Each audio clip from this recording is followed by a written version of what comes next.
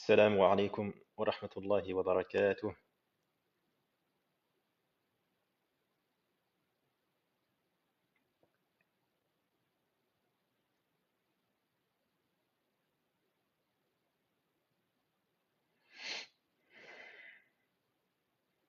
On va attendre le frère Nour qu'il arrive.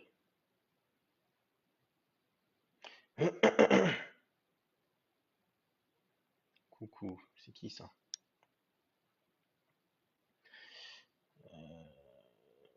Ah, mais c'est bon, je sais c'est qui. Ok, c'est bon, je sais c'est qui. Faut pas dire la capitale du Japon.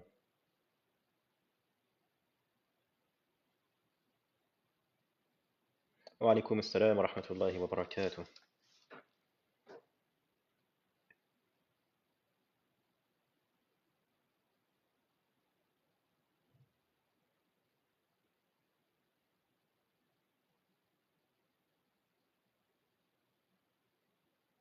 Wesh, où est Nour? Attends. Alaykoum assalam wa rahmatullahi wa barakatuh. Salam alaikum. Alaykoum assalam wa rahmatullahi wa barakatuh. Tu m'avais pas vu, Euh, Bakary? hein? Non, je t'avais pas vu. Enfin, clairement, j'ai cru que t'allais faire une demande directement. Mais je peux pas, je sais pas pourquoi je pouvais pas. Mais ok, c'est pas grave. Non, oh, ok, vas-y. Attends un peu, 30 secondes. Docteur Aladdin, j'ai répondu au salam de tout le monde et quand je suis arrivé, j'ai passé le salam à tout le monde. À se calmer, tranquille. Je t'écoute, Nour. Ouais, bah je pense qu'on va commencer rapidement parce que je vais avoir le temps de parler des versets sataniques à la fin. Vas-y. J'espère qu'on aura le temps. J'espère qu'on aura le temps, Inch'Allah. Sinon, c'est pas Inch'Allah. grave, on fera la prochaine fois. Bismillah. Bismillah wa salatu salam ala rasulillah. Donc là, on est dans le live numéro 9 sur l'épreuve de la prophétie. Pour ceux qui veulent suivre les anciens lives, il y a toutes les rediffusions sur ma chaîne YouTube, Inch'Allah. Le même nom, Al-Nour Al-Mubin. طيب. Attends une seconde, je me remets sur le truc.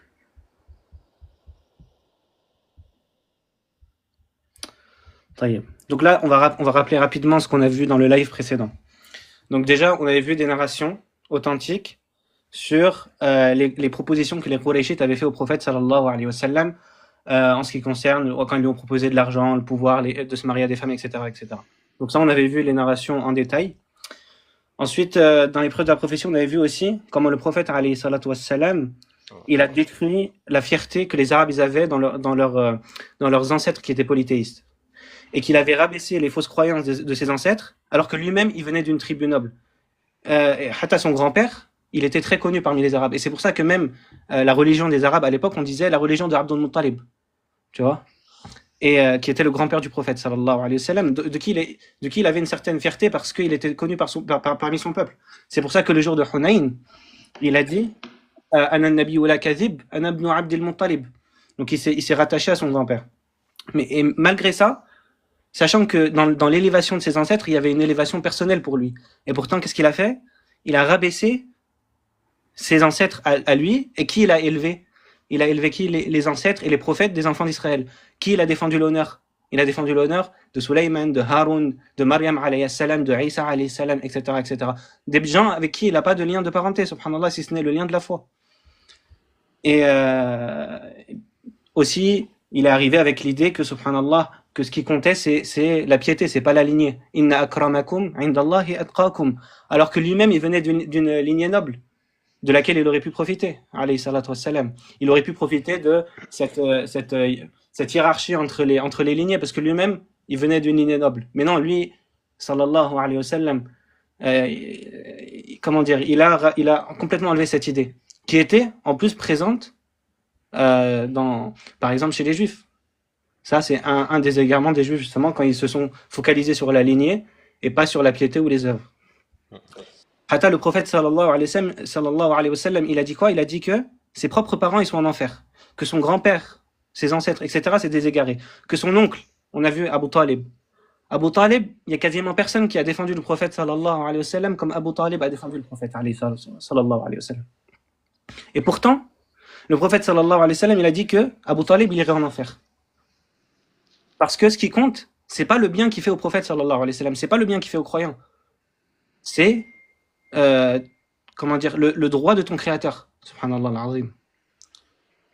Euh, et ça, c'est une réponse à tous ceux qui te disent, subhanallah, que yani, les œuvres des mécréants, elles peuvent leur servir. Abu Talib, il a fait les meilleures actions possibles. Il a protégé le prophète, sallallahu alayhi wa sallam, et pourtant il est en enfer. Comment tu dis que les œuvres des mécréants, elles peuvent leur servir au jour de la résurrection? Subhanallah. Ok, ensuite on avait vu la prochaine preuve. On avait parlé longuement de la prière de nuit du prophète, sallallahu alayhi wa sallam. Si vous voulez les détails, retournez à la fin du dernier live, à peu près vers la minute 40, je pense qu'on a commencé à parler de ça, jusqu'à la fin. On a vu beaucoup de hadiths sur la prière du prophète, sallallahu alayhi wa sallam. Il y a beaucoup de choses à dire, mais je vais pas tout rappeler. Et on a vu que justement ça, c'était une obligation pour le prophète, sallallahu alayhi wa sallam, dès le début de la prophétie. Et pour les compagnons aussi.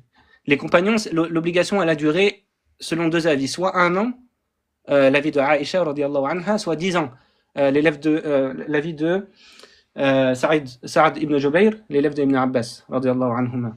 Donc, subhanallah, pendant 10 ans, il te dit que les compagnons, ils étaient obligés de se lever la nuit, avec les persécutions, avec les moqueries, avec le boycott, avec l'immigration, etc. Ils étaient obligés de quoi? De se lever la nuit pour prier Allah. Combien de temps? Allah, il a dit au début de surat Muzammil, Qumil layla illa qalila nisfahu, la moitié, aw inqus minhu qalila, ou réduit un petit peu, aw zida alayh, c'est-à-dire un petit peu moins de 2/3, subhanallah. Ok, taïb. Aussi, on avait vu justement que c'était mutawatir, la prière du prophète sallallahu alayhi wa sallam, le fait qu'elle était longue, le fait qu'il priait jusqu'à ce que ses pieds se fendent, alayhi salatu wassalam, le fait qu'il pleurait en prière, alors que subhanallah, la prière de nuit, c'est l'adoration par excellence où personne ne te voit. Avec le jeûne, subhanallah. La prière de nuit, c'est l'adoration par excellence où personne ne te voit. Hatta ses épouses, elles étaient pas au courant. C'est quoi la preuve? On a vu le hadith, quand Aïcha, radiyallahu anha, elle s'est levée la nuit. Elle s'est réveillée. Elle n'a pas trouvé le prophète, sallallahu alayhi wa sallam, à côté d'elle. Donc elle l'a cherché, alayhi salatu wa sallam. Elle l'a trouvé comment? Prosterné, alayhi salatu wa sallam. En train d'invoquer. Allahumma inni a'udhu bi ridaka min sakhatik, wa bi mu'afatika min uqubatik, wa a'udhu bika mink. La uhsi thana'an alayka anta kama athnayta ala nafsik. Subhanallah. Je pense que celle-là, la vérité, Bakari, je pense, je sais pas si c'est pas mon invocation préférée en plus, celle-là. Subhanallah. De toute façon, on verra là, juste après les invocations, Inch'Allah. Ça y est. Ok. Donc, là, on va continuer un petit peu sur la prière de nuit. On va rajouter 2-3 éléments, même si on avait vu beaucoup de choses la dernière fois. Donc déjà, c'est quoi la preuve? C'est pourquoi le prophète sallallahu alayhi wa sallam, il va s'imposer une adoration aussi dure. Subhanallah, comme j'ai dit la dernière fois, pour un croyant, déjà, c'est dur. Pour un croyant, déjà, c'est dur. Que dire pour un menteur? Subhanallah. Tu dis, tu dis à quelqu'un comme ça, tu lui dis, même à un grand adorateur, tu lui dis, tu fais Qiyam al-Layl chaque jour, pendant 1 an, pendant 10 ans. Le prophète sallallahu alayhi wa sallam, c'était pas juste ça. Hein. C'était jusqu'à la fin de sa vie, c'est-à-dire de 40 ans à 63 ans. Quand il était malade, il priait quand même. Ou il rattrapait. Quand il a vieilli, il priait assis, alayhi salatu wassalam. Autrement dit, 23 ans. 23 ans, c'est ça, subhanallah. Sachant que il avait de l'âge. Alayhi salatu wassalam, il avait de l'âge. C'est-à-dire à 53 ans. Il était connu, subhanallah, pour prier, pour sa ferveur dans ses adorations, encore plus que les compagnons qui étaient plus jeunes que lui. On a vu ça, il a prié avec Ibn Mas'ud qui avait la trentaine, quoi, même moins. Et Ibn Mas'ud, il a dit, j'ai failli m'asseoir et laisser le prophète sallallahu alayhi wa sallam. Et Nour, surtout, faut pas oublier que dans la vie du prophète sallam, il y avait aussi des moments où il a fait des guerres, etc. C'est-à-dire que même des fois, il était chez lui, il était blessé ou autre. C'est-à-dire qu'il y a plein d'éléments aussi. Parce que là, nous, on parle de manière, en gros, il fait la prière de nuit, etc. En gros, que de manière apparente. Mais il faut voir aussi ce qu'il a subi même durant sa vie. Donc les persécutions, les guerres, etc. Et dire que même malgré ça, il faisait quand même les prières de nuit. On va voir d'ailleurs un truc par rapport à ce que tu viens de dire, parce que c'est intéressant. Mais tu vois, pendant 40 ans, le prophète sallallahu alayhi wa sallam, il connaissait pas ce genre d'adoration. Subitement, il se met à prier la nuit des heures et des heures. Ça, c'est, subhanallah, un truc où t'es pas entraîné, t'es pas habitué, t'as même pas appris ça dans ta jeunesse, etc. Le prophète sallallahu alayhi wa sallam, subitement, il se met à pratiquer des adorations aussi dures et lourdes, subhanallah. Sachant que lui-même, il se fait persécuter, boycotter, etc. Ça veut dire, il voit pas les résultats dans son peuple, alayhi salatu wassalam. Et pourtant, la nuit, il prie, alayhi salatu wassalam. C'est pas tout va bien, Zama. Non, depuis le début. Et d'ailleurs, on a vu Surat Al-Muzammil, elle a été révélée parmi les premières sourates. Et, mais pourquoi ça? Justement, Bakari, il a dit un truc intéressant. Ça veut dire, en plus de ça, la journée, il se faisait persécuter, il avait des problèmes, les guerres, etc., etc. Mais en fait, en réalité, pourquoi le prophète sallallahu alayhi wa sallam, il arrivait à prier la nuit? Parce qu'il trouvait du réconfort dans la prière. Parce que c'est ça qui lui permettait, alayhi salatu wassalam, d'affronter les persécutions du jour. Et c'est pour ça que tu vas trouver, subhanallah, dans le Coran. Et ça, subhanallah, c'est une des preuves de la prophétie, subhanallah, quand tu médites, une des plus fortes. Parce que pourquoi? Allah, souvent, il met le lien entre quoi? La patience et la prière. Ouais. Tu dis dans le sens, grâce à la prière, tu vas avoir la patience. Je vous donne des exemples. Dans Surat Hud, Allah il dit wa aqimis salata tarafay an-nahari wa zulafan min al-layl. Et accomplis la prière aux deux extrémités du jour et à certaines heures de la nuit. Regarde la prière de nuit, en particulier la prière de nuit. Allah il met le lien entre l'endurance et la prière de nuit. Les bonnes œuvres dissipent les mauvaises. Cela est une exhortation pour ceux qui réfléchissent. Et juste après, il dit et sois patient. Parce que justement, la prière de nuit du prophète sallallahu alayhi wa sallam, c'est ça qui lui permettait d'endurer dans le jour. Mais un menteur, subhanallah, quel réconfort il va trouver dans la prière de nuit? Il va trouver qu'une charge supplémentaire. Un menteur, il va trouver une charge supplémentaire à la prière de nuit. Le prophète sallallahu alayhi wa sallam, Allah, il lui dit, si tu veux endurer ce qu'ils te font le jour, prie la nuit. Alayhi salatu wa sallam. Taïeb. Qu'est-ce qu'il lui dit aussi? واصبر على ما يقولون قبل طلوع الشمس وقبل الغروب ومن آناء الليل ومن الليل فسبحه وإدبار السجود. Attends, non, j'ai confondu là. Là, on est dans Surat Taha. Hein? Attends, là tu. Ok. Non, j'étais dans Surat Taha. C'est pour ça que j'ai expliqué avec Surat Taha. Parce que j'ai pas les versets en arabe là. Ouais. واصبر على ما يقولون وسبح بحمد ربك قبل طلوع الشمس وقبل غروبها ومن آناء الليل فسبح وأطراف النهار لعلك ترضى. Allah il lui dit, supporte patiemment ce qu'ils disent et célèbre sa louange avant le lever du soleil, avant son coucher et pendant la nuit. Tu vois, prière de nuit. Et exalte sa gloire aux extrémités du jour, peut-être auras-tu satisfaction. Regarde, il a dit au début, supporte patiemment ce qu'ils disent. Supporte patiemment ce qu'ils disent, et juste après il lui dit, et prie. Prie la nuit, subhanallah. Pareil dans surat... et juste après il lui dit quoi? وَأْمُرْ أَهْلَكَ بِالصَّلَاةِ. Et commande à ta famille la salat. Et fais-la avec persévérance. وَاسْتَبِرْ عَلَيْهَا. Et dans Surat Qaf, comme tu l'as dit tout à l'heure, وَاصْبِرْ عَلَى مَا يَقُولُونَ, la même chose. Endure donc ce qu'ils disent. وَسَبِّحْ بِحَمْدِ رَبِّكَ قَبْلَ طُلُوعِ الشَّمْسِ وَقَبْلَ الْغُرُوبِ. Et célèbre la louange de ton Seigneur avant le lever du soleil et avant son coucher. Il y a aussi. وَمِنَ اللَّيْلِ فَسَبِّحْهُ وَأَدْبَرَ السُّجُودِ. Et célèbre sa gloire une partie de la nuit et à la suite des prosternations. Regarde. Bah, ça, c'est sur Tour, ça. Non, ça c'est Qaf. Et après il y a Idbar an-Nujum. Mais justement, dans le verset juste avant Idbar an-Nujum. Voilà, c'est ça ce que j'allais citer. Ah, ok. Ouais, t'inquiète. Voilà. Pareil, dans Surat Al-Baqarah, il dit وَاسْتَعِينُوا بِالصَّبْرِ وَالصَّلَاةِ, et chercher réconfort dans la patience et la prière. Mais comment un menteur il va chercher réconfort dans la prière? Subhanallah al-Azim. Même dans Surat Muzammil, quand Allah au début il parle de tous les premiers versets, c'est sur la prière de nuit. قُمِ اللَّيْلَ إِلَّا قَلِيلًا, etc. Juste après, qu'est-ce qu'il dit? وَاصْبِرْ عَلَى مَا يَقُولُونَ وَهْجُرْهُمْ هَجْرًا جَمِيلًا. Et endure ce qu'ils disent et écarte-toi d'eux d'une façon convenable. Et laisse-moi avec ceux qui crient au mensonge et qui vivent dans l'aisance et accorde-leur un court répit. Subhanallah. Tu vois, subhanallah, comment Allah il fait le lien entre la prière de nuit et l'endurance. Pareil. وَاصْبِرْ لِحُكْمِ رَبِّكَ فَإِنَّكَ بِأَعْيُنِنَا وَسَبِّحْ بِحَمْدِ رَبِّكَ حِينَ تَقُومُ وَمِنَ اللَّيْلِ فَسَبِّحْهُ وَإِدْبَارَ النُّجُومِ. Et supporte patiemment la décision de ton Seigneur, car en vérité tu es sous nos yeux. Subhanahu wa ta'ala. Et célèbre la gloire de ton Seigneur quand tu te lèves.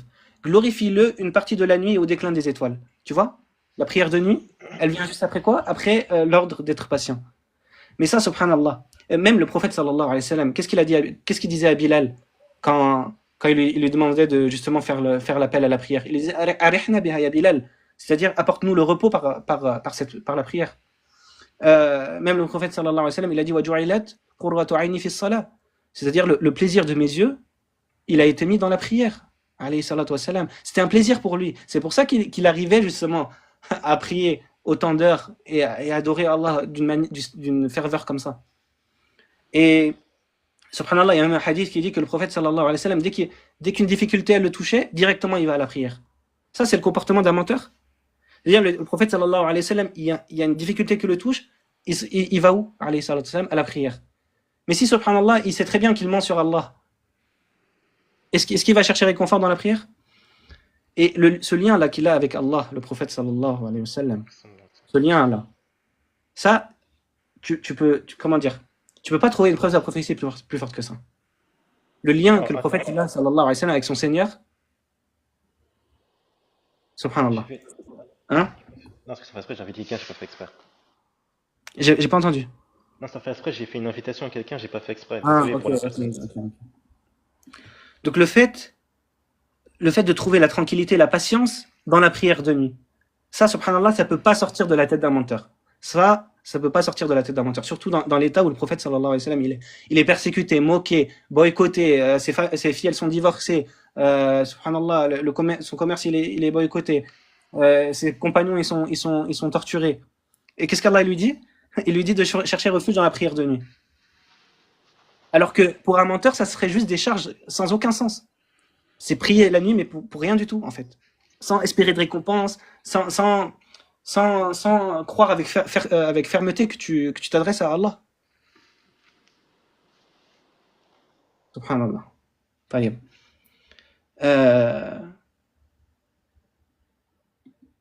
Subhanallah.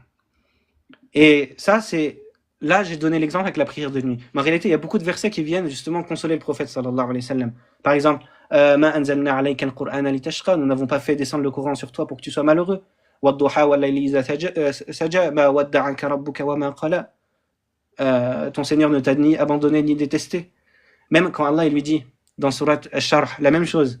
Fa inna ma'al usri yusra, inna ma'al usri yusra. À côté de la difficulté et certes une facilité. Qu'est-ce qu'il lui dit après? فَإِذَا فَرَغْتَ فَانْصَبْ وَإِلَى رَبِّكَ فَارْغَب. Quand tu te libères, donc lève-toi et à ton Seigneur aspire. C'est quoi les exégètes? Ils te disent c'est quoi là? Ils parlent de la prière, subhanallah, ils parlent de l'adoration. Donc Allah lui dit quand tu as une difficulté, quand tu te libères, quand tu as du temps libre, prie Allah. Subhanallah. Ça c'est pas le raisonnement d'un menteur. Le fait de te dire quand il y a une difficulté, va prier, prie la nuit des heures et des heures, pleure la nuit, c'est pas le comportement d'un menteur. Ça, c'est le comportement d'un véridique, d'un sincère. Là, j'ouvre une petite parenthèse. Parce que je pense que la prière de nuit, c'est une des occasions pour réfuter une ambiguïté par rapport, assez connue par rapport au mariage du prophète, sallallahu alayhi wa sallam. Comment on répond à ça? Parce que là, on a vu beaucoup d'éléments, là, dans la sira déjà, dans les premières années du prophète, sallallahu alayhi wa sallam, qui nous donne beaucoup d'éléments. C'est-à-dire, le comportement du prophète, sallallahu alayhi wa sallam, à la Mecque, il suffit pour réfuter complètement cette ambiguïté et qu'elle ne tient pas une seule seconde. Le fait de dire que le prophète, sallallahu alayhi wa sallam, il a fait ça, il s'est proclamé prophète pour se marier, etc., etc. Ça, c'est vraiment d'un ridicule ajib. Pourquoi? Déjà, dans la vie du messager d'Allah, sallallahu alayhi wa sallam, on va faire chronologiquement. Avant 25 ans, le prophète, sallallahu alayhi wa sallam, il n'était pas marié. Entre 25 et 40 ans, il s'est marié avec Khadija, radiyallahu anha, donc une seule femme. Ce qui est répandu dans les livres de Sira, c'est qu'elle avait 40 ans, c'est-à-dire 15 ans de plus que lui, mais il n'y a pas vraiment de narration ou de isnad vraiment authentique, donc Allahu a'lam sur ça. D'autres, ils te disent qu'elle avait plutôt la trentaine ou à peu près l'âge du prophète, sallallahu alayhi wa sallam. Allahu a'lam. Alors que justement, cet âge-là, c'est l'âge où le désir du mariage il est le plus fort. Entre 25 et 40 ans, subhanallah. Pourtant, le prophète, alayhi salatu wa sallam, il est resté marié à une seule femme. Taïeb. Un autre élément, en Arabie, tu n'avais pas besoin d'être un prophète ou je ne sais pas qui pour te marier à plusieurs femmes. La plupart des gens, ou beaucoup des gens qui étaient aisés, on va dire, ils avaient plusieurs femmes. D'ailleurs, le prophète, sallallahu alayhi wa sallam, quand il y avait Ghaylan ibn Salama al-Thaqafi, il avait 10 épouses. Le prophète, sallallahu alayhi wa sallam, il a dit garde 4 et divorce les autres, subhanallah. Donc c'était quelque chose qui était répandu. La polygamie, c'était subhanallah, c'est très répandu. Et le prophète, sallallahu alayhi wa sallam, il avait que Khadija, radiyallahu anha. Donc là, on est à 40 ans. À 40 ans, le prophète, sallallahu alayhi wa sallam, il reçoit la révélation. De 40 ans à 50 ans, il est toujours marié à Khadija, radiyallahu anha. Donc tu fais 15 ans plus 10 ans. Ça fait 25 ans. Et là, oubliez pas tout ce qu'on a vu avant. C'est-à-dire quoi? Les persécutions, les moqueries. C'est-à-dire, rappelez-vous, selon la thèse de ces gens-là, le prophète sallallahu alayhi wa sallam, il fait ça pour se marier. Là, pendant 10 ans, il se fait persécuter, moquer, boycott de son commerce, il se fait ridiculiser, alayhi salatu wassalam. Sans compter le fait que durant cette période, on l'a vu la dernière fois, les Quraysh, ils lui ont proposé de lui donner des femmes à marier, alayhi salatu wassalam. On a vu la narration authentique de Ibn Abbas, radiallahu anhuma. Il a refusé, alayhi salatu wassalam. Si c'était ça son objectif, c'est fini, subhanallah. Et en disant, tu penses qu'il ne serait pas rendu compte que ça ne marche pas? Si c'était ça son objectif, alayhi salatu wassalam. Enfin, subhanallah, il ne faut pas... c'est une des thèses les plus ridicules que j'ai entendues, celle-là. C'est-à-dire que, subhanallah, pendant 10 ans, il ne se rend pas compte, il se fait persécuter, boycotter, moquer, etc., etc. Il ne se rend pas compte que ça ne marche pas. Subhanallah. Si c'était ça son objectif, alayhi salatu wassalam. Le comportement du prophète, sallallahu alayhi wa sallam, à la Mecque, pendant ces 13 ans-là, ça anéantit cette ambiguïté, complètement. En plus, tu rajoutes quoi? Pourquoi je vous en parle maintenant? Parce que tu rajoutes la prière de nuit. Normalement, le moment que tu passes avec tes épouses, c'est quand? La journée, tu es dehors. Tu passes ton temps avec tes épouses la nuit, subhanallah. Le prophète, sallallahu alayhi wa sallam, on l'a vu comment il passait la nuit, alayhi salatu wassalam. La grande majorité de sa nuit, à prier.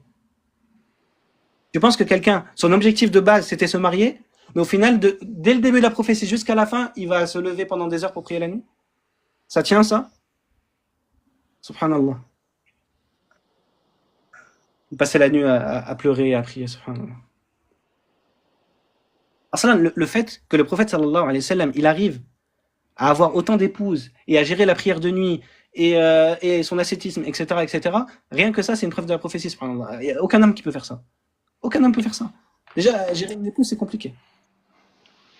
Ensuite, à 50 ans, Khadija radiallahu anha, elle meurt. Et juste pour rappel, Khadija radiallahu anha, c'était son plus grand soutien. Tu crois qu'elle va le soutenir dans ça, subhanallah? Si elle n'est pas convaincue de sa sincérité, alayhi salatu wassalam, tu penses que ça se verrait pas là dans ses 10 ans s'il faisait ça pour ça?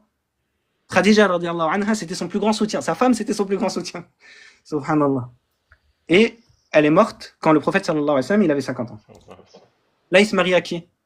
Il se marie à Saouda, radiallahu anha. Et cette fois-ci, il n'y a pas de divergence pour dire qu'elle était âgée. Elle avait à peu près la cinquantaine. Subhanallah, si c'était ça son objectif, rien ne va dans ce sens, subhanallah. Et c'était qui Saouda? C'était une des personnes qui avait émigré en Abyssinie. Et elle n'avait pas, parce que son mari est mort, donc elle n'avait plus de protection, elle est revenue à la Mecque, elle n'avait plus de protection. Donc le prophète sallallahu alayhi wa sallam, il s'est marié avec elle. Et ensuite, de 50 ans à 53 ans, toujours marié qu'à Saouda, radiallahu anha. Il a fait, on va dire, le contrat de mariage avec Aïcha, radiallahu anha. On reparlera de ça, Inch'Allah, quand on arrivera à Médine. Mais il n'a pas cohabité avec elle avant ses 53 ans. Donc ça veut dire encore de 50 à 53 ans, il est marié qu'à Saouda, sallallahu alayhi wa sallam. Et ensuite, là, de 53 ans à 63 ans, là, il y a eu différents mariages qu'il a fait à Médine. Bon, on va pas rentrer dans... Ça, c'est connu qu'il y avait énormément de sagesse au mariage du prophète, sallallahu alayhi wa sallam. C'est pour ça que, justement, il les a fait à Médine. Parce qu'il y avait des alliances à faire, par exemple. Le prophète, sallallahu alayhi wa sallam, il s'est marié à qui? À la fille de Abu Bakr, qui va devenir le prochain calife. À la fille de Omar, qui va devenir un calife aussi. Les deux filles du prophète, sallallahu alayhi wa sallam, elles sont mariées à qui? À Uthman, radiallahu anhu. Sa fille Fatima, elle est mariée à Ali, qui va devenir calife aussi. Il s'est marié à deux femmes des tribus juives. Il s'est marié à comment dire, la fille de Abu Sufyan, qui était une des têtes de la mécréance avant qu'il se convertisse. Subhanallah. Donc tout ça, subhanallah, c'est évident. C'est évident que il y avait un côté politique, etc. Enfin, ça, il n'y a pas besoin de rentrer dans les détails. Et en plus, subhanallah, les gens, quand ils te parlent, ils te disent comme si, à peine le prophète, sallallahu alayhi wa sallam, il arrive à Médine, il a 9 épouses. Non, c'est pas comme ça, subhanallah. C'était progressif. C'était d'année en année. C'est à la fin de sa vie, oui, il est mort, et le prophète, sallallahu alayhi wa sallam, il avait 9 épouses vivantes. Au total, il s'est marié 11 fois, alayhi salatu wa sallam. Mais c'est pour ça, subhanallah, rien que le comportement du prophète, sallallahu alayhi wa sallam, à la Mecque, les persécutions qu'il a subies pendant 10 ans, si c'était ça son objectif, sachant qu'il était marié à une seule femme, sachant que les Qurayshites, ils lui ont proposé de se marier à d'autres femmes, sachant qu'il se levait la nuit pour prier obligatoirement, de ses 40 ans à ses 63 ans. Ça, frère, c'est bon, la chouba, elle tient pas. Et en cela, je rajoute un autre truc. Ça, c'est pour les juifs et les chrétiens. Le, ils peuvent pas parler, subhanallah. Daoud, alayhi salam. Daoud, les Yahoud, ils te disent, il avait 18 femmes. 18 femmes. C'est pour ça qu'il y a un verset dans la Bible qui te dit qu'un roi, il ne doit pas se marier à un grand nombre de femmes. C'est pour ça que les juifs, ils te disent que la limite, c'est 18. Donc, subhanallah, dans leur conception, normalement, 18 femmes, c'est pas un grand nombre, selon ce verset. Parce qu'ils te disent, la limite, c'est 18. Taïeb.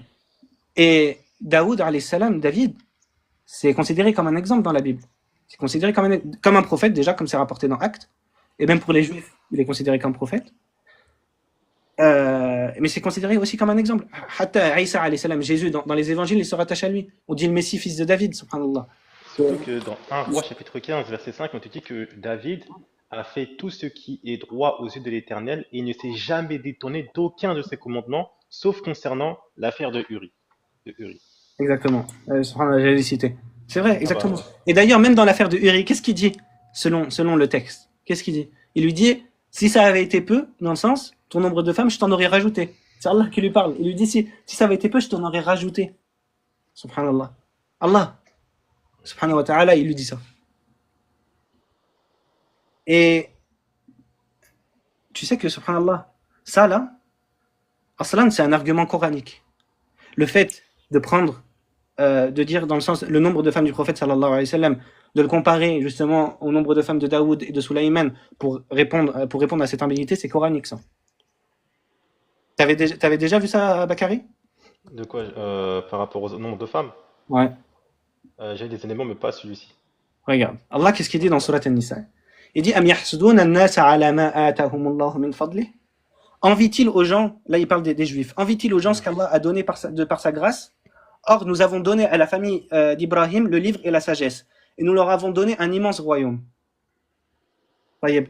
Ici, la grâce d'Allah, ici, il y a plusieurs avis. Il y en a qui te disent An-Nubuwah. Mais d'autres, ils te disent non. Ils te disent c'est les femmes du prophète sallallahu alayhi wa sallam. Parce que les juifs, ils ont parlé aussi à l'époque. Ouais. Qu'est-ce qu'il dit Muqatil ibn Sulaiman, qui fait partie des premiers exégètes du Coran? C'est un des premiers, ou même le premier tafsir complet qu'on a. Subhanallah. Qu'est-ce qu'il dit? Il dit ou bien envient-il les gens, c'est-à-dire le prophète sallallahu alayhi wa sallam, pour ce qu'Allah leur a donné de sa grâce, c'est-à-dire pour ce qu'il a accordé de ses bienfaits, ils l'ont donc envié pour la prophétie et pour le nombre de ses épouses. Alayhi salam, tu vois? Prophétie et nombre des épouses. Allah, puissant et majestueux, dit alors, nous avons donné à la famille d'Ibrahim le livre et la sagesse, c'est-à-dire la prophétie, et nous leur avons donné un immense royaume. Qu'est-ce qu'il dit après? Il dit, or, Daoud avait 99 femmes. Dans nos textes, c'est 99. Dans les leurs, c'est 18, mais ça ne change rien. Là. Or, Daoud avait 99 femmes. Et Sulaiman avait 300 femmes libres et 700 en concubines. Comment donc, là c'est Muqatil qui parle, comment donc mentionnez-vous Muhammad sallallahu alayhi wa sallam avec ses 9 épouses et ne mentionnez-vous pas Daoud et Sulaiman, paix sur eux, alors qu'ils avaient plus de femmes et un royaume plus vaste que Muhammad sallallahu alayhi wa sallam? Et ça, Muqatil, c'est pas le premier à rapporter ça. Il y a le Suddi. Al-Suddi qui est un tabi'i. Tabari, il rapporte de Suddi. Qu'est-ce qu'il dit? Et nous avons donné à la famille d'Ibrahim, c'est-à-dire à Sulaiman et Daoud, la sagesse, c'est-à-dire la prophétie. Et nous leur avons donné un immense royaume, c'est-à-dire dans les femmes, dans les épouses. Qu'en est-il donc? Il a été permis à ces prophètes que Daoud épouse 99 femmes et que Sulaiman en épouse 100, et il ne serait pas permis à Mohammed sallallahu alayhi wa sallam d'épouser comme il l'a fait, comme ils ont fait. Ça là, c'est un argument coranique, subhanallah. Et hatta, tu vas trouver la même chose dans le verset de Surat Al-Ahzab, verset 38, juste après l'histoire de Zaynab et Zayd. Allah, qu'est-ce qu'il dit? Il dit Ma kana ala an-nabi min harajin fima farada Allahu lah sunnat Allah fi alladhina khalaw min qabl. Nul griffe à faire au prophète sallallahu alayhi wa sallam en ce qu'Allah lui a imposé, conformément aux lois établies pour ceux qui vécurent antérieurement. Va dans les exégèses, certains ils te disent conformément au nombre d'épouses de Daoud et Sulaiman. Ça fait partie des avis du tafsir. Mais le plus explicite là, c'est dans Sourate 4. Parce qu'ils te disent que le verset il a été descendu en cela pour ça. Parce que les Yahoud, ils l'ont pas envié que pour la prophétie, ils l'ont envié aussi pour son nombre de femmes, alayhi salatu wassalam. Donc ça, subhanallah, c'est pas nous qui sommes venus avec cet argument. C'était déjà rapporté, subhanallah, dans des versets coraniques. Et subhanallah, cet argument, il est suffisant. Tout ce qu'on a mentionné avant, il n'y a pas besoin. Cet argument-là, il est suffisant. Pour les juifs et les chrétiens, je parle. Et d'ailleurs, Daoud, alayhi salam, il est connu.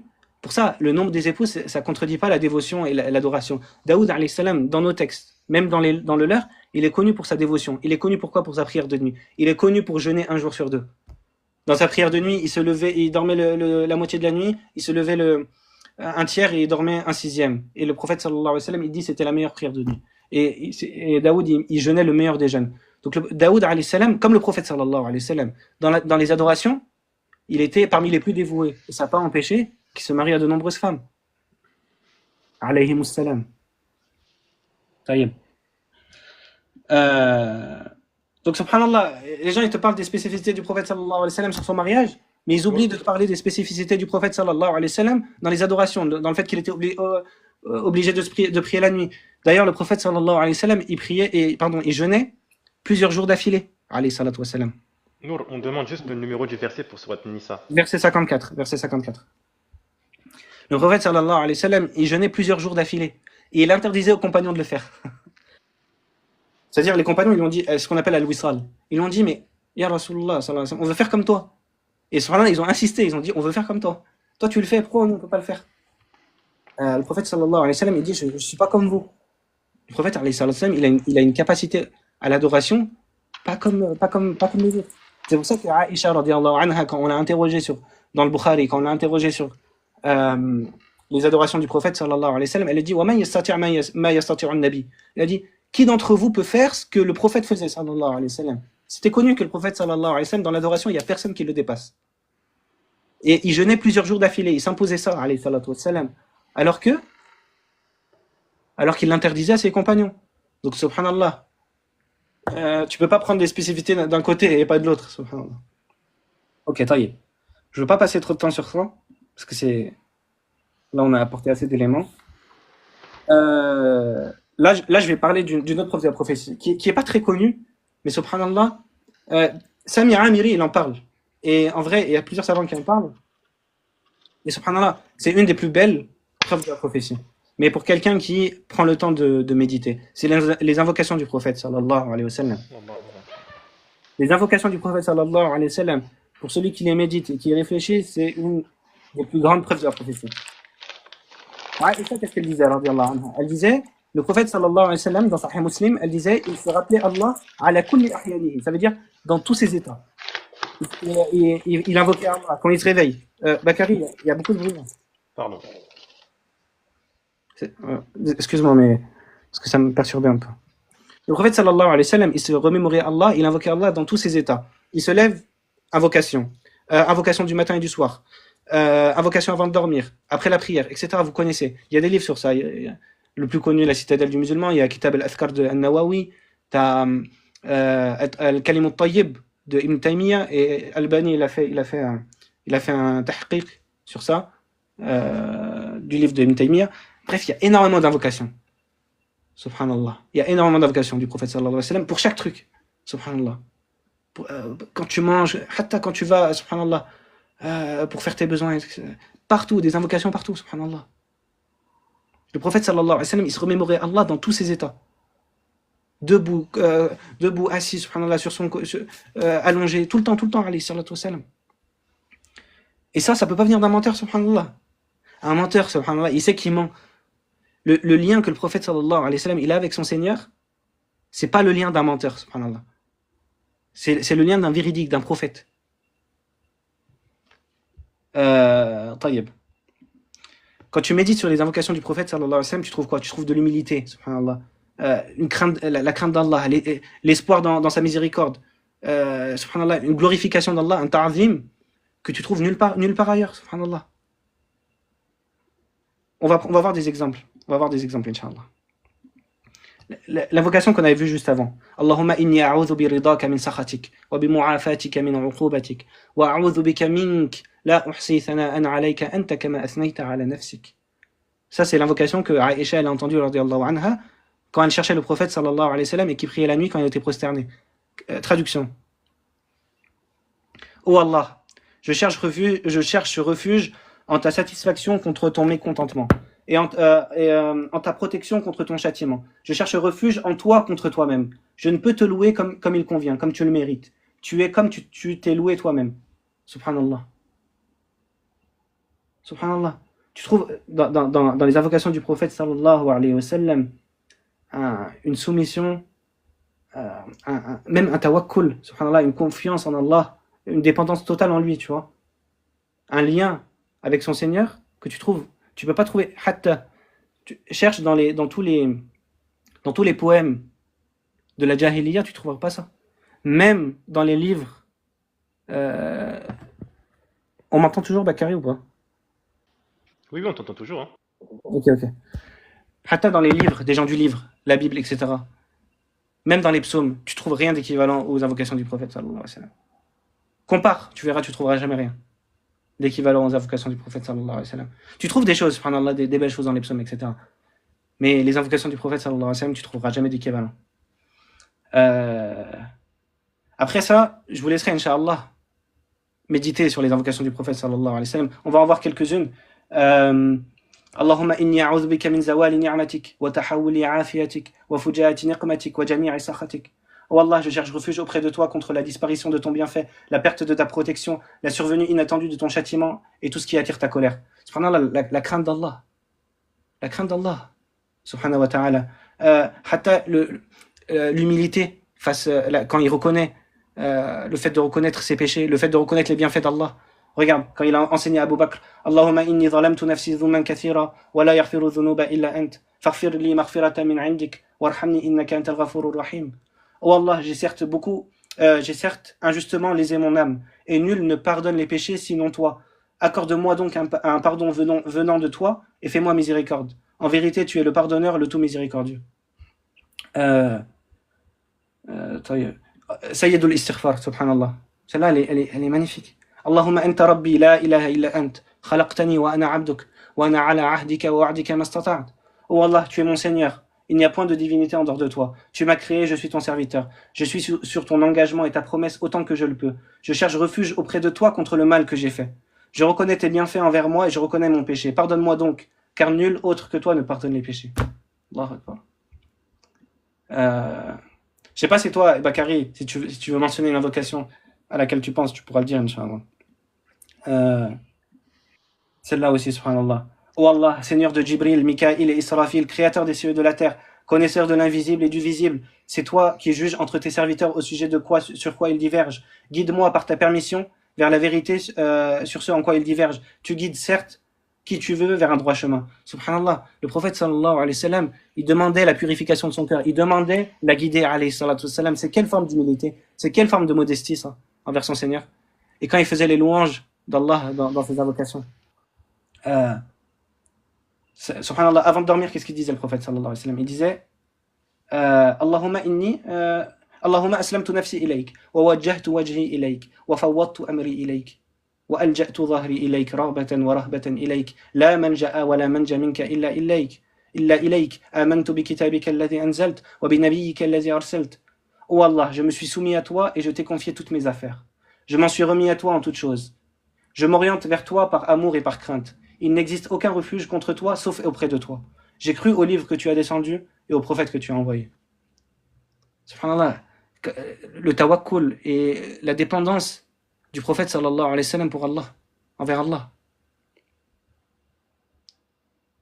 Hatta Ali ibn Abi Talib, il rapporte que le prophète sallallahu alayhi wa sallam, dans Dua al-Istiftah, il disait: j'ai dirigé mon visage vers celui qui a créé les cieux et la terre, et je ne suis pas du nombre des polythéistes. Ma prière mérite, ma vie et ma mort sont vouées à Allah, le Seigneur de l'univers, sans rien lui associer. Voilà ce qui m'a été ordonné, et je suis du nombre des soumis. Ô Allah, tu es le souverain, il n'y a aucune divinité digne d'adoration en dehors de toi. Tu es mon Seigneur et je suis ton serviteur. J'ai été injuste envers moi-même et je reconnais mes péchés. Alors pardonne-moi tous mes péchés, car toi seul pardonnes les péchés. Guide-moi vers les meilleurs caractères, etc. etc. Quand il lui dit aussi, alayhi salatu wassalam, oh Allah, dans l'inclinaison, il lui dit: oh Allah, c'est pour toi que je m'incline, c'est en toi que je crois et c'est à toi que je me soumets. Mon ouïe, ma vue, ma chair, mes os et mes nerfs se recueillent devant toi. Subhanallah, et celle-là aussi, elle est magnifique. Attends 2 secondes. Où est-ce que je l'ai mis, subhanallah? Je l'ai perdu, subhanallah. C'est pas grave. Bakary, tu penses à une invocation, toi? J'en ai une que je voulais te dire, mais attends, je suis en train de la chercher là. Ah, vas-y. Il y en a une autre, subhanallah, c'est une des plus belles. Quand le prophète sallallahu alayhi wa sallam, il disait: Ô Allah, je te demande par ta science de l'inconnaissable et par ton pouvoir sur la création. Fais-moi vivre tant que la vie est meilleure pour moi et fais-moi mourir si la mort est meilleure pour moi. Ô Allah, je te demande la crainte de toi en secret comme en public, la parole de vérité dans la satisfaction comme dans la colère, la modération dans la richesse comme dans la pauvreté, une jouissance qui ne s'épuise pas, une fraîcheur de l'œil qurratu aynin qui ne s'interrompt pas, l'agrément après le décret, une vie paisible après la mort, le plaisir de contempler ton visage, subhanallah. وأسألك لذة النظر إلى وجهك وشوق إلى لقائك. Je te demande le plaisir de contempler ton visage et le désir ardent de te rencontrer, subhanallah. Oh Allah, embellis-nous par l'embellissement de la foi et fais de nous des guides bien guidés. Alayhi salatu wassalam.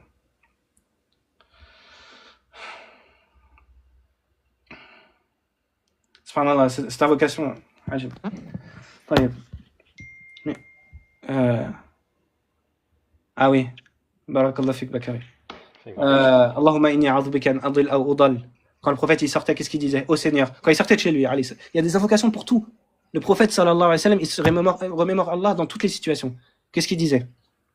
Ô Seigneur, je me réfugie auprès de toi contre le fait de m'égarer ou de me faire égarer, de commettre une erreur ou d'être induit en erreur, d'être injuste ou de subir une injustice.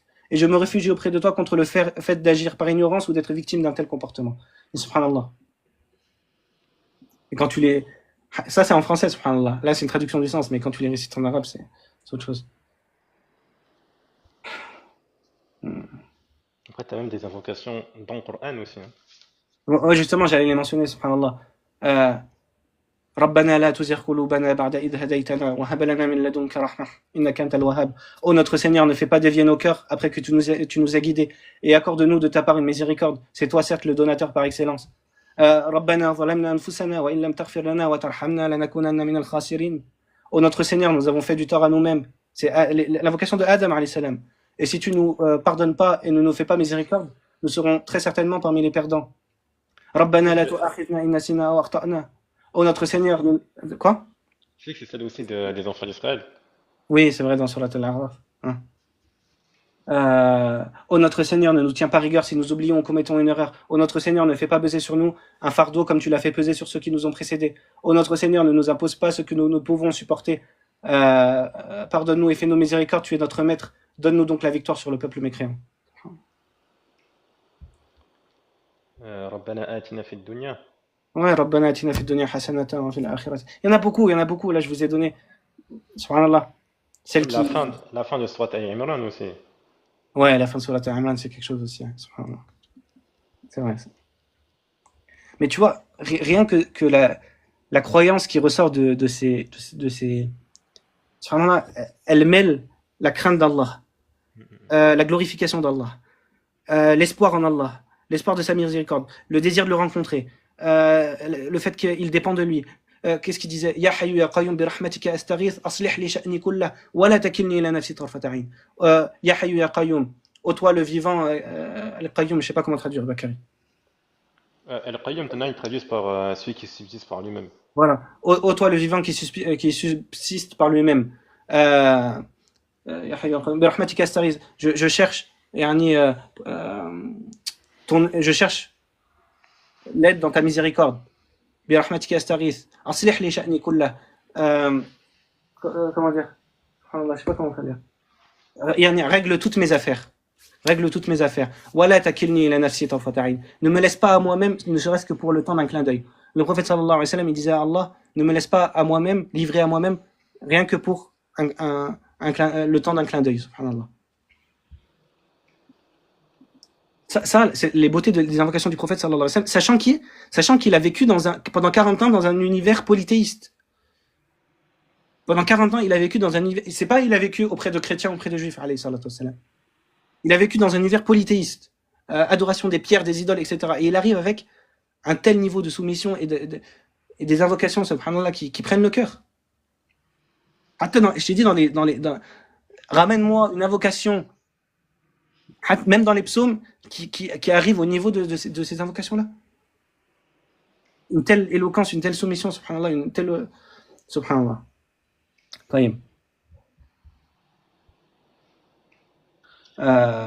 Ok, on va passer à l'argument suivant. c'est la prochaine preuve de la prophétie, c'est par rapport au fait que à la Mecque, il y avait des savants, des enfants d'Israël qui avaient reconnu le prophète sallallahu alayhi wa sallam. Déjà à la Mecque. Pour commencer. Parce que le prophète sallallahu alayhi wa sallam, il récitait ce verset. Awalam yakul lahum ayatan ay ya'lamahu ulama'u bani Israël. N'est-ce pas pour eux un signe que les savants des enfants d'Israël le reconnaissent? Le prophète sallallahu alayhi wa sallam, il récite ça à qui? Il récite ça aux polythéistes. Il leur dit, c'est pas un signe pour vous que les enfants d'Israël, ils me reconnaissent? Subhanallah, si c'était pas le cas. Ils auraient dit, mais de quoi tu nous parles? Et les croyants qui sont avec le prophète sallallahu alayhi wa sallam, ils auraient dit, de quoi tu nous parles? Subhanallah. Et le prophète sallallahu alayhi wa sallam, publiquement, il dit, c'est pas un signe pour eux que les enfants d'Israël me reconnaissent? Que les savants parmi les enfants d'Israël? Certains, ils te disent, c'est Abdullah ibn Salam, etc. Mais en vérité, d'autres, ils te disent, non, c'est d'autres. Parce qu'Abdullah ibn Salam, il s'est converti à Médine. Quand le prophète, il est arrivé à Médine, sallallahu alayhi wa sallam. Et c'est pas le seul verset. Tu as aussi dans Surat Al-Ahqaf, qui est aussi une sourate mécoise. قل أرأيتم إن كان من عند الله وكفرتم به وشهد شاهد من بني إسرائيل على مثله. Dis, voyez-vous si ce livre venait d'Allah, puis vous avez mécru en lui, وشهد شاهد من بني إسرائيل على مثله. Et que justement il y a un témoin des enfants d'Israël qui atteste de la véracité du Coran. Certains te disent c'est Abdullah ibn Salam, mais quand j'ai dit, d'autres ils te disent non, c'est d'autres savants, comme Abdullah ibn Salam, qui ont reconnu la prophétie de Mohammed sallallahu alayhi wa sallam déjà à la Mecque. Et même dans Surat 6, الذين آتيناهم الكتاب يعرفونه كما يعرفون أبناءهم. Ceux à qui nous avons donné le livre le reconnaissent comme ils reconnaissent leurs propres enfants. C'est pas que dans Surat Al-Baqarah, déjà dans Surat Al-An'am, au verset 20. Il y en a deux dans Oui. Surat Al-An'am qui mentionnent ça, je crois. Verset 114. Allah te dit, Oui. tu dis à un autre juge qu'Allah, alors que celui qui a fait descendre celui avec la vérité, et ceux à qui le livre a été donné savent que c'est la vérité, justement. J'avais oublié ce verset, subhanallah, barakallahu fik. Verset 114? Ouais. Ok, والذين آتيناهم الكتاب يعلمون أنه منزل من ربك بالحق. J'avais oublié ce verset, c'est vrai. Et les gens à qui nous avons donné le livre savent que ce qui t'est révélé est la vérité. Mais la force dans le verset que je vous ai dit dans Surat Shu'ara, c'est qu'Allah il l'utilise comme un argument. Awalam yakul lahum aya, n'est-ce pas un signe pour eux? Subhanallah, si le prophète sallallahu alayhi wa sallam, il y avait personne parmi les enfants d'Israël qui avait parlé de ça. Ce verset il n'aurait aucun sens, subhanallah. Cet argument il n'aurait pas de sens. Une nouvelle preuve. On va partir dans Surat Al-Kahf. Les interrogations que les Qurayshites ils ont donné au prophète sallallahu alayhi wa sallam par le biais justement des rabbins juifs de Médine. Qu'est-ce qui s'est passé justement? Les polythéistes de Quraysh, ils se sont dit, on va poser des questions au prophète sallallahu alayhi wa sallam pour le tester. Qui on va aller voir pour faire ça? On va aller voir les juifs. Déjà ça te montre quoi? Ça te montre que eux ils n'ont pas cette science. Sinon ils n'ont pas besoin d'aller voir les juifs de Médine pour interroger le prophète sallallahu alayhi wa sallam. Il lui demande du coup de leur donner des questions pour interroger le prophète sallallahu alayhi wa sallam. Et là, ils lui disent de l'interroger à propos de jeunes gens qui vécurent dans les premiers temps, etc., par rapport aux gens de la caverne, de l'interroger aussi sur un homme qui parcourut la terre atteignant ses extrémités orientales et occidentales, c'est-à-dire Zulqarnayn, et aussi de l'interroger au sujet de l'esprit. Du coup, ils viennent voir le prophète sallallahu alayhi wa sallam. Ils lui disent, voilà les 3 questions. Qu'est-ce qu'il dit le prophète sallallahu alayhi wa sallam? Il dit, je vais vous donner la réponse. Demain. Sans dire Inch'Allah. Taïeb. Le lendemain, ils viennent voir le prophète sallallahu alayhi wa sallam. Ils lui disent, tu nous as dit demain tu vas nous donner la réponse. Elle est où la réponse? Le prophète sallallahu alayhi wa sallam, il n'a pas la réponse. Il n'a pas reçu la révélation. Et ça, tu sais pendant combien de temps, Bakary? Ça a duré? Non. 15 jours. 15 jours, le prophète sallallahu alayhi wa sallam, il leur dit demain, et il n'y a pas de réponse. Subhanallah. Et on va voir comment ça on peut l'utiliser. Comme un argument en la faveur de la prophétie de Mohammed sallallahu alayhi wa sallam.